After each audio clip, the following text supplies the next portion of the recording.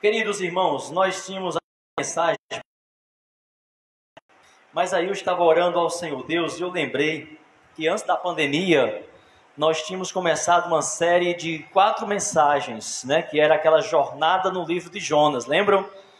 Nós tínhamos iniciado, aí entrou a pandemia, nós paramos, nós transmitimos 2 mensagens.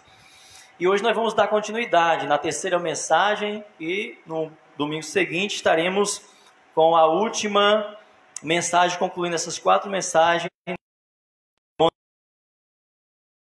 No nosso primeiro encontro do propósito do livro de Jonas, nós falamos, até contamos aquela história de que se alguém perguntasse para uma criança qual seria o personagem, né, principal do livro de Jonas, certamente ela ia dizer que seria a baleia, o grande peixe, né, porque se enfatiza tanto a questão do grande peixe, a questão da baleia, que esquece a essência da mensagem, que esquece o principal, né?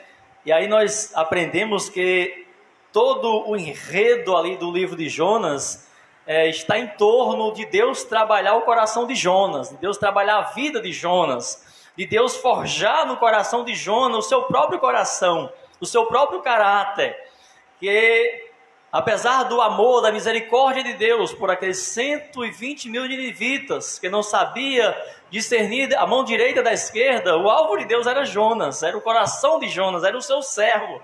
E certamente não é diferente hoje, não é? Deus quer trabalhar em nossos corações, Deus quer transformar o nosso caráter, forjando assim, semelhante ao caráter de Deus. Então convido os amados para nós lermos no capítulo 4 de Jonas, do versículo 1 ao versículo 4, que nos diz assim a palavra do Senhor. Jonas 4, do 1 ao 4. Mas desgostou-se Jonas extremamente e ficou irado. E orou ao Senhor: ó Senhor, não foi isso que eu disse, estando ainda na minha terra? Por isso é que me apressei a fugir para Tarsis. Eu sabia que és Deus clemente e misericordioso, tardio em irar-se e grande em amor, e que te arrependes do mal. Agora, ó Senhor, tira a minha vida, porque melhor me é morrer do que viver. Mas o Senhor respondeu: é razoável essa tua ira? Senhor, em nome de Jesus, dando continuidade para esta mensagem, a esta exposição do livro de Jonas, pedimos, Deus, que o Teu Santo Espírito nos ilumine nessas 2 mensagens que estaremos transmitindo na conclusão desse estudo, desta pregação, desta série de 4 mensagens, nesta jornada que nos propomos e convidamos a igreja a fazer conosco, Senhor. Esteja falando aos nossos corações, ó Deus, e forjando em nosso caráter, em nossos corações, o Teu coração, a Tua vontade, o Teu querer, Pai Santo. Assim nos submetemos inteiramente à Tua vontade e à direção do Teu Santo Espírito, em nome de Jesus. Amém. Queridos, quando nós chegamos no capítulo 4 de Jonas, do livro de Jonas, nós que conhecemos todo o trajeto até aquele momento em que Jonas decide obedecer a Deus, decide entrar na cidade de Nínive para anunciar a mensagem que Deus tinha. E nós falamos que a mensagem de Jonas foi bem curtinha. Em X dias, a cidade de Nínive será simplesmente exterminada. Arrependam-se. E diz a Bíblia que todos ali se arrependeram, todos ali se voltaram para Deus. Mas, meus queridos, foi exatamente neste voltar para Deus, nesta pregação simples de que em 40 dias Nínive seria submetida a um castigo, que agora Jonas, diante da misericórdia, diante da clemência, diante da compaixão de Deus, Jonas se ira, Jonas fica revoltado. Na sua revolta chega a pedir até a morte. No seu sofrimento, Deus age de misericórdia, faz crescer uma árvore no instante para lhe dar ali conforto, para lhe dar ali proteção em meio àquele sol escaldante. Mas para que Deus possa trabalhar no coração de Jonas, para que Deus possa despertar no coração de Jonas o que importa, o que tem valor para Deus, Deus que fez crescer aquela árvore para dar sombra para Jonas, Deus que fez nascer aquela árvore em um instante para servir de cabana para Jonas, Deus também em um só instante, enquanto Jonas dorme, Deus faz com que aquela árvore morra. E mais uma vez Jonas se entristece profundamente, se ira profundamente e diz ser melhor morrer do que viver. E aí, queridos, diante disso nós percebemos na vida de Jonas o que realmente é essencial para ele, o que realmente importava para a vida de Jonas, porque ele não cria aquela planta, ele não faz crescer, ele não rega aquela planta, mas ele fica extremamente irado, extremamente nervoso por pena da planta. E aí entra o questionamento de Deus, dizendo: Jonas, se você se compadeceu por uma árvore que num dia cresce e no outro morre, não deveria eu, Jonas, ter compaixão de 120.000 almas? Deus trabalhando no coração. Então, quando chegamos, meus irmãos, à essência do problema que está aí no capítulo 4, vemos que o que tinha trazido alegria para Jonas tinha sido tirado dele. Ou seja, a alegria de Jonas em meio a toda aquela situação não tinha sido os 120.000 ninivitas que haviam se voltado para Deus, mas o fato de Deus ter criado uma árvore, de Deus ter feito nascer uma árvore para lhe dar conforto, para lhe proteger naquele sol escaldante. Esta era a razão de sua fúria. E aí eu pergunto, o que te faz feliz? O que faz sentido para a sua vida? O que motiva a sua alegria diária? Será tão somente uma vida de conforto? Uma vida de proteção, de segurança? Em detrimento da necessidade, da aflição, dos milhares de vidas que estão morrendo e na maioria morrendo eternamente? E você está preocupado com uma árvore, com uma planta que de repente morre e você fica furioso? Ou mesmo, quem sabe, sem nenhum desrespeito, ou descuidado, ou desamor para com os animais, para com os cachorros, para com os gatos. Creio que todo crente cuida bem desses bichinhos, mas a supervalorização em detrimento de uma vida humana. Se passa numa rua e vê um gato abandonado, um cachorro abandonado, há muitas ONGs se compadecendo. Nada errado, nada contra. Deve cuidar dos animais mesmo, especialmente os donos. Mas quantos mendigos, quantos famintos, quantos doentes nas calçadas, nas ruas, não são deixados de largos em detrimento de um cão com calazar? Porque um cão com calazar, um gato com rabuge, tem sido mais valorizado, é mais importante para a nossa sociedade do que um ser humano. Mas isso também refletiu na vida de um homem de Deus, na vida de um servo de Deus, que em detrimento de 120.000 almas supervalorizou, se irou porque uma árvore que dava sombra. E esta árvore nós sabemos que não representa simplesmente uma árvore, representa aquilo que nos dá segurança hoje, representa as nossas casas, representa os nossos lares, representa aquilo que nos dá estabilidade, que nos dá status. E que talvez, assim como foi tirado de Jonas e fez com que Jonas entrasse naquela crise, naquela depressão profunda, talvez seja o que causaria muitos de nós a entrarem numa caverna ou numa situação deprimente, ao ponto de dizer: Senhor, se é assim, se tudo que tu me deste, tu tirastes, então tira também a minha vida. Era o que Jonas estava dizendo. O que tu me deu por essa campanha, por essa missão bem-sucedida, que esses meus inimigos se converteram a ti, foi tirar planta, a árvore que servia de sombra para mim. Que tipo de planta faz sombra para você no seu dia a dia, meu irmão? Como ficará o seu humor, a sua alegria, a sua reação com Deus, se ela for tirada, além do mais, vir sobre você um sol escaldante? Foi tirado algo de você nesses 5 meses de pandemia? Alguns tiveram perdas realmente irreparáveis, mas a vida segue. Alguns perderam vidas preciosas, pessoas preciosas, mas a vida segue. E é incrível, irmãos, é incrível. Tem pessoas depressivas por ter perdido um bem material, mas talvez não esteja porque perdeu o pai, porque perdeu a mãe, porque perdeu o irmão. Claro que alguns entram. Mas eu estou fazendo apenas uma comparação para ver onde está o amor, onde está realmente a essência da vida humana hoje. Que pena. Jonas se preocupa com coisas que não são tão importantes e não se preocupa com as coisas que são importantes. Ele não quer nada com Nínive e não tem um lugar no seu coração para as pessoas que vivem lá. Apesar de ter, por fim da força, obedecido, talvez mais com a expectativa de que não houvesse conversão, coisa nenhuma. Mas há tantas pessoas sem falar no gado, que como crianças não sabem distinguir entre a mão esquerda e a direita. E é interessante, né, que Deus, nesta relação das vidas, Ele valorizou a vida do gado, a vida dos animais também.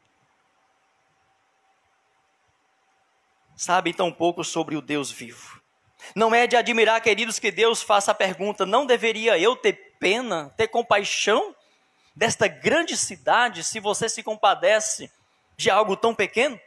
Jonas era um profeta do Deus vivo e dizia que adorava a Deus, como está escrito lá em Jonas, no capítulo 1, versículo 14 ao 16, versículo 9, eu sou do povo hebreu, eu sou da raça eleita, eu adoro a Deus, mas eu estou em desobediência a Deus, eu estou distante de Deus. Ele poderia realmente imaginar que Deus não se importaria ou não responderia em misericórdia e compaixão? Quando nós pregamos, quando nós ensinamos, o que está em nosso coração com respeito a quem nos ouve? Será que nós desejamos profundamente que aquela pessoa responda positivamente? Quando consideramos, meus queridos, o valor da planta e o valor das pessoas em Nínive, não há comparação. Jonas não deveria se importar com eles também? Ele não deveria compartilhar o coração de Deus, tendo misericórdia e compaixão? Ou será que ele esperava ganhar o coração de Deus para ser igual ao seu?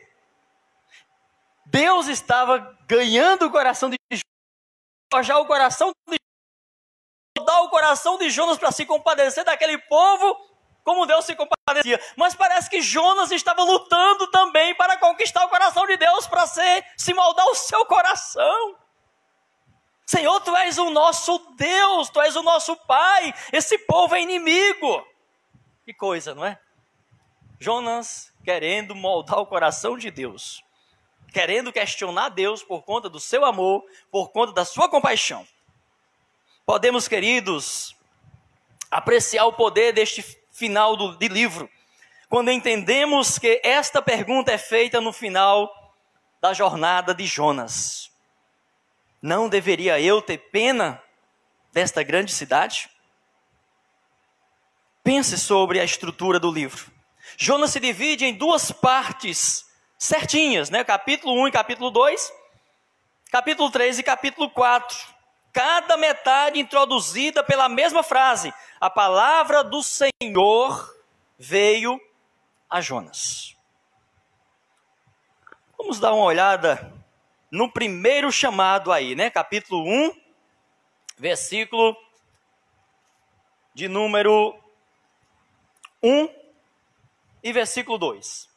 Olha aí a chamada de Jonas, né? A primeira convocação para ele ir à cidade de Nínive.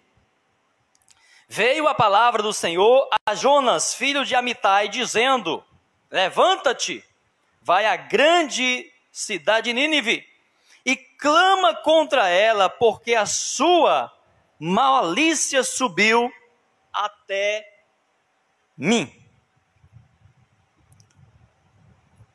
Como temos visto, queridos, Jonas, ele fugiu da palavra do Senhor. Mas precisamente, porém, ele fugiu de Deus. Ele fugiu do Senhor da palavra. O capítulo 1 fala da futilidade dessa fuga. E o capítulo 2 descreve o seu caminho de volta para Deus. Capítulo 1, ele pega o seu dinheiro, paga a sua passagem, se esconde no porão daquele navio e foge para Tarsas. E o capítulo 2 descreve o seu caminho de volta para Deus. E mesmo que Jonas tenha gastado tudo o que tinha para fugir de Deus, no final Deus gastou bem mais para buscá-lo, para trazê-lo de volta. E por pouco, vidas não se perderiam naquele navio para Jonas voltar para Deus. E por pouco a sua própria vida não se perde. A segunda vez que essa frase aparece é no capítulo 3, versículo 1. Veio a palavra do Senhor segunda vez a Jonas dizendo: levanta-te, vai à grande cidade de Nínive e proclama contra ela a mensagem que eu te dou. E aí desta vez, queridos irmãos, quando Deus fala para Jonas ir e falar a palavra que ele deve, ou que ele deu para Jonas, Jonas obedece. Ele se mostra fiel à tarefa. Mas quando os ninivitas respondem sim, Jonas se irrita. Ele sabe que Deus estenderá a sua misericórdia e compaixão. E esta realidade é mais horrível para ele do que a morte. E ele pede que Deus tire a sua vida. Mas em vez disso, Deus o repreende graciosamente e o instrui. O que o capítulo 4 nos diz, então, sobre a mensagem deste livro como um todo. E por que nos deixa com esta pergunta? Diz-nos que o livro de Jonas é, na verdade, sobre Deus e o seu desejo de formar o seu próprio caráter no coração de Jonas, na vida de Jonas, como nós já falamos. Então, o livro de Jonas é Deus trabalhando Jonas. Então, a primeira parte nos mostra como Deus consegue levar Jonas para Nínive. A segunda parte nos mostra como Deus consegue atingir o coração de Jonas. A primeira parte é sobre obediência a Deus. Ou seja, o texto está lá muito claro. Jonas vai até Nínive.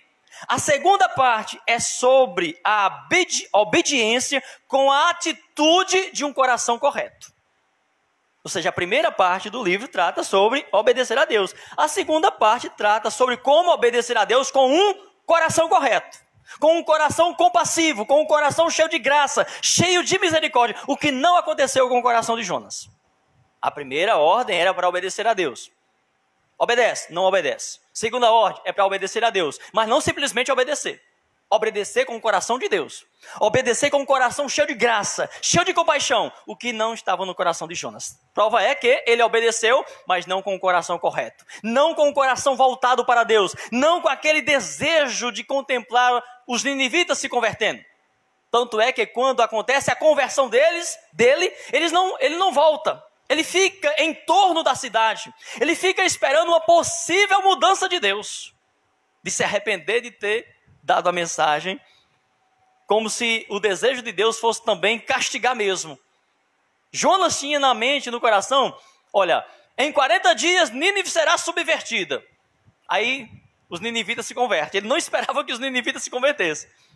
Ou seja, bom, mas se é assim, 40 dias, né, Senhor? Essa mensagem então é boa, né? Vai destruir todos esses ninivitas, aí pronto, estamos guardados. E ele fica preocupado porque houve uma conversão. Os ninivitas tomaram a atitude que Jonas não tomou. Os ninivitas fizeram o que muitos israelitas não estavam fazendo, que era se vestir de saco, que era cair no pó. E disse que foi do menor ao maior. Aí Jonas, e agora? Não, mas eu vou ficar aqui. Eu vou esperar o que é que vai acontecer.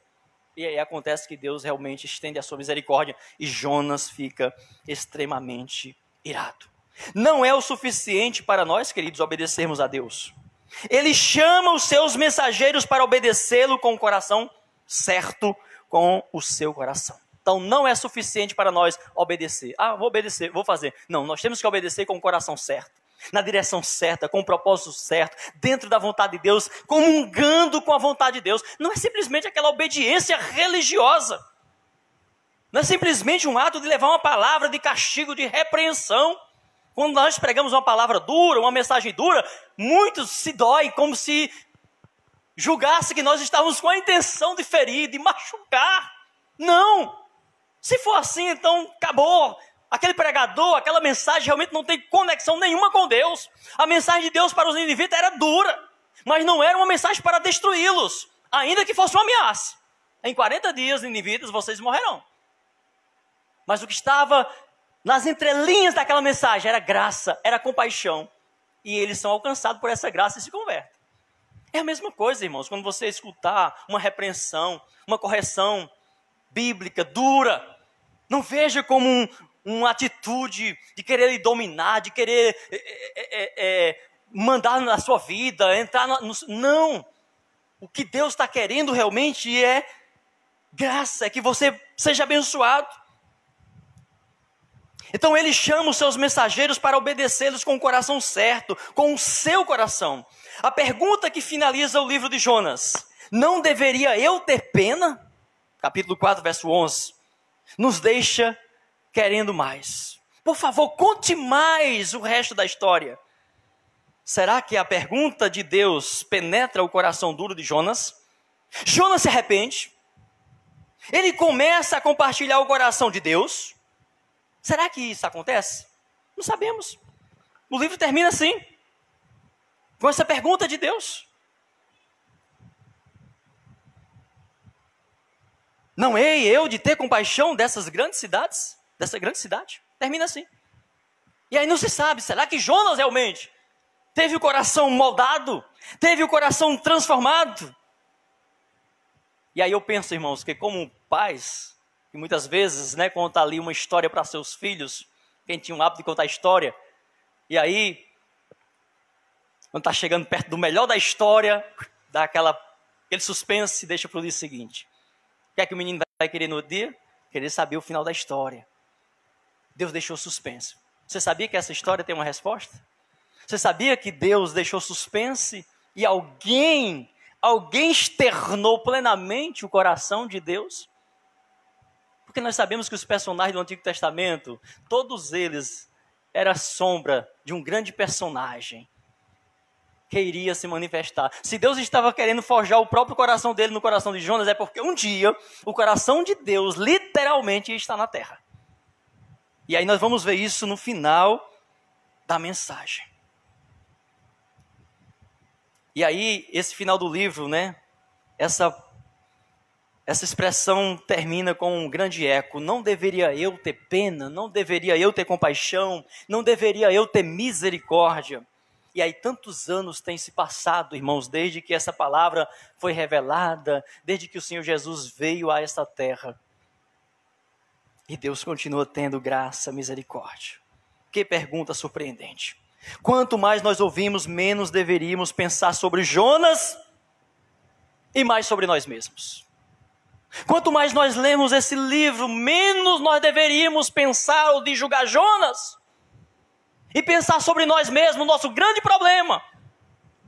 Já ouvi crentes dizerem palavras duras com o povo de Israel. Que povo terrível, que povo duro. Povo duro, que povo terrível. Que povo de dura cerviz.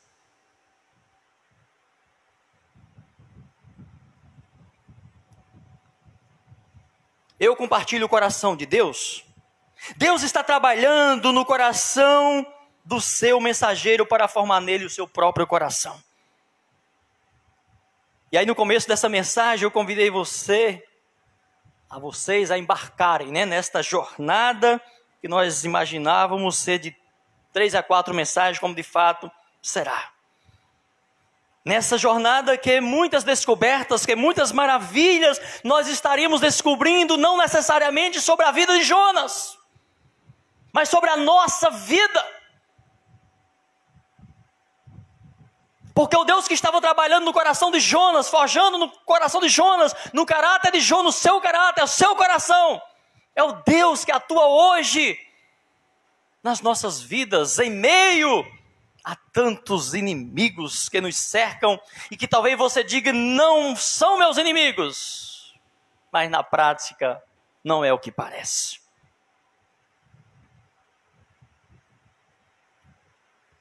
Quando penso, meus irmãos, na mensagem de Jonas, não dá para ficar tão somente encantado com o enredo da mensagem, mas ela também nos assusta quando nós entramos, quando nós nos colocamos ali, dentro da nossa realidade de hoje, das nossas atitudes, diante da ordem de Deus, diante da grande comissão, diante da missão que a igreja recebeu, a gente fica pensando, meu Deus, quantas fugas!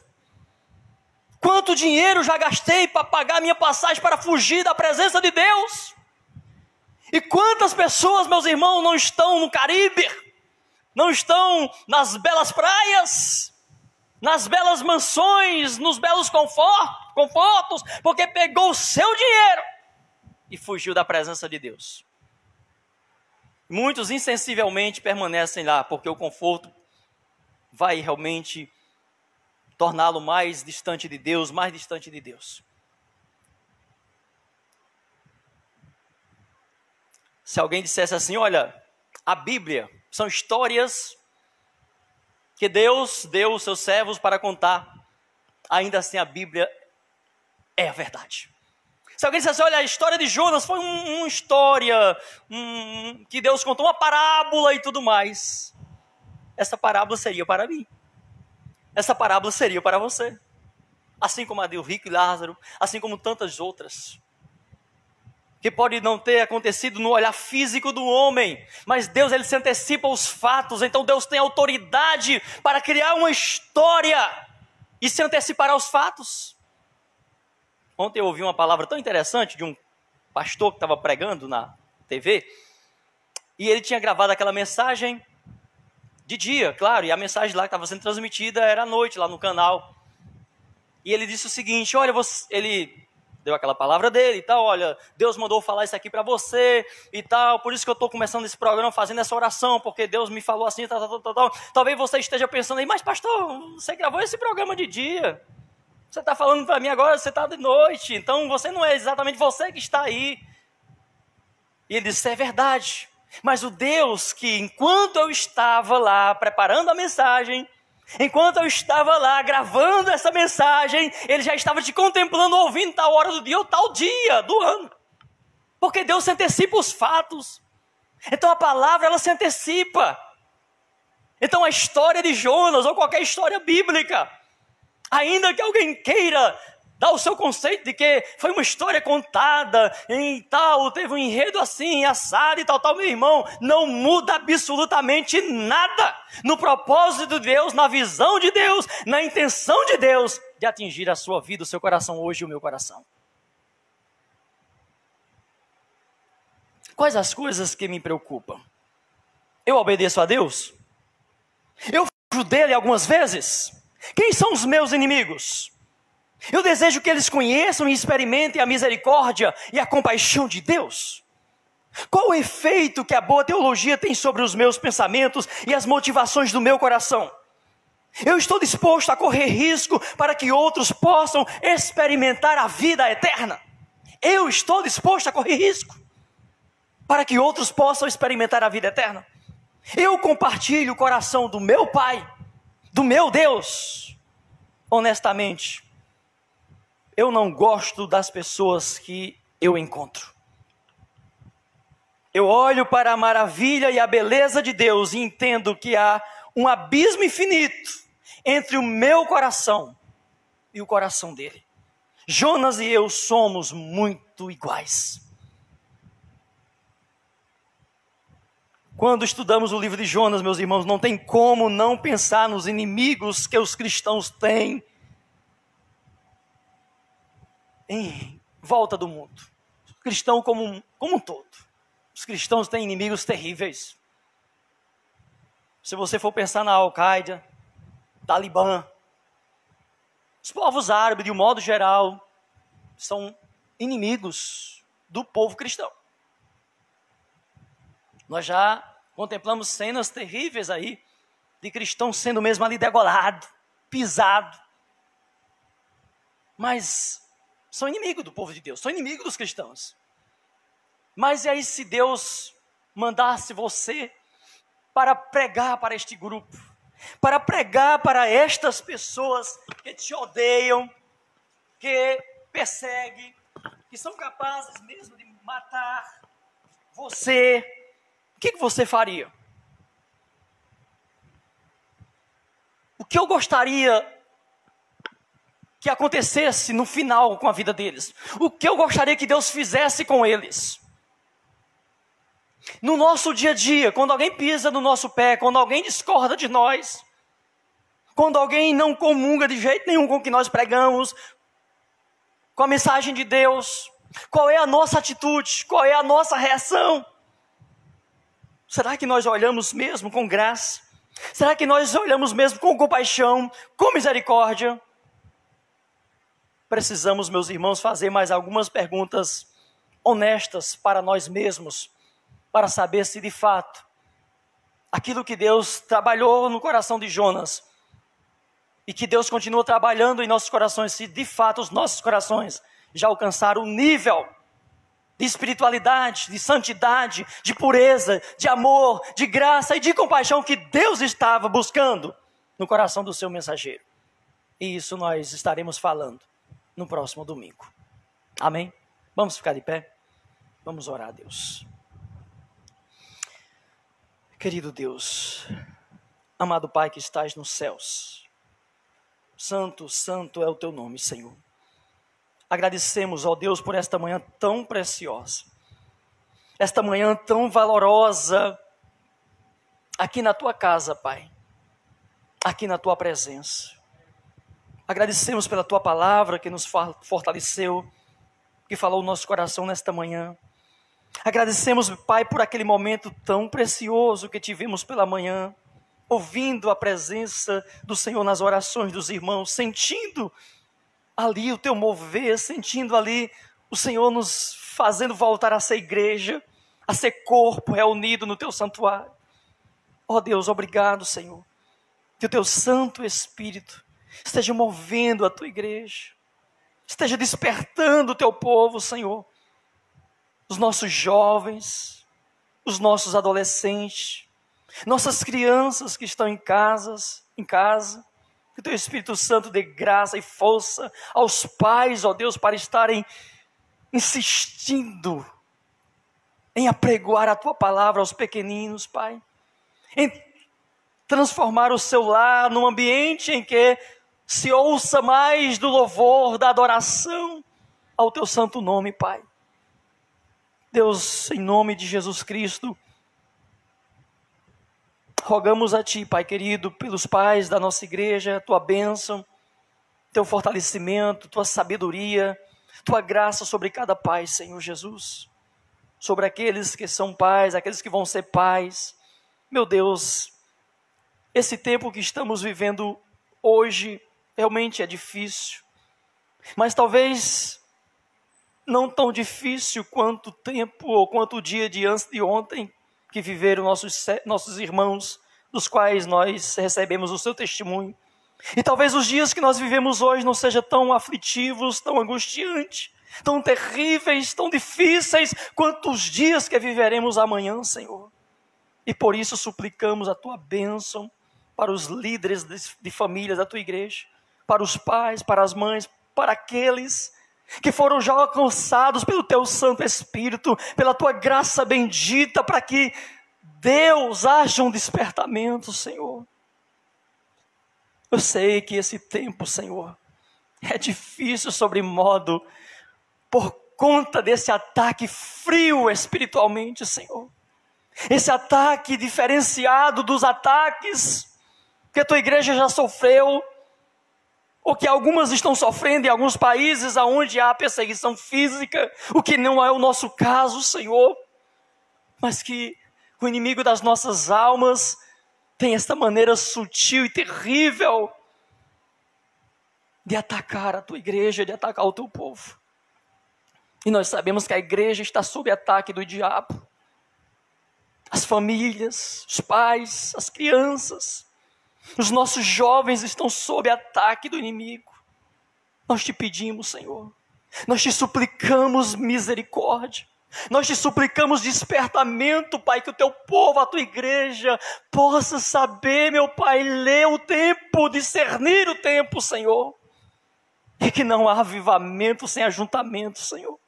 Não há renovo, Senhor Deus, não há restauração, se nós não nos ajuntarmos como um corpo, Senhor, como igreja congregada, Pai. Como assim a tua igreja, Deus, experimentou o melhor dos avivamentos em toda a história. No primeiro século, no século XVIII, quando a igreja foi avivada e a obra missionária se expandiu por todo mundo, a tua igreja não estava aleatória, a tua igreja não estava espalhada, ó Deus, impedidas. Embora houvesse muitos impedimentos, muitas perseguições, eles sempre encontravam um jeito, ainda que em catacumbas, ainda que em locais longínquos, eles se reuniam. E com muita emoção, com muita alegria, eles te louvavam, eles te exaltavam, eles decoravam a Bíblia, as páginas, os livros que chegavam às suas mãos, para que esta palavra pudesse hoje chegar em nossas mãos, Senhor, com toda a liberdade que nós temos de nos alimentarmos e de ensinar aos nossos filhos e de ensinar na nossa casa, Senhor. Deus, em nome de Jesus, eu te louvo pelo remanescente. Eu te exalto, Senhor Deus, por aquele grupo fiel que o Senhor sempre vai preservar na igreja. E que esse grupo, Senhor Deus, tenha o teu coração. Que esse grupo seja movido pela tua compaixão, Jesus, pelo teu espírito de graça, Senhor. E esteja pronto para suportar as pedradas, esteja pronto para suportar as rejeições, acusações, tudo quanto vier, Senhor. Dá-nos humildade, Pai, humildade verdadeira. Nos ajuda a levarmos de fato e de verdade as cargas uns dos outros. A amar, Senhor Deus, sem pretensão de ser amado. A ajudar, a abençoar sem a pretensão de ser abençoado, de ser recompensado pelo nosso irmão. Pai, nos dá um coração de servo, Senhor. Um coração que não exija recompensa terrena, que não exija reconhecimento humano. Deus, que a fumaça do Santo dos Santos possa nos cobrir, nos ofuscar, Senhor, e somente a Tua glória seja manifestada neste lugar e em nossas vidas e onde nós estivermos, Senhor. Pedimos Tua misericórdia sobre nós, sobre Teu povo, sobre Tua igreja Batista de Montese, sobre Tua igreja na face da terra. Assim te oramos. Assim te exaltamos, assim te glorificamos, e assim pedimos, leva-nos de volta para nossos lares, e nos traga logo mais à noite, Pai. Em nome de Jesus nós oramos. Amém. Amém.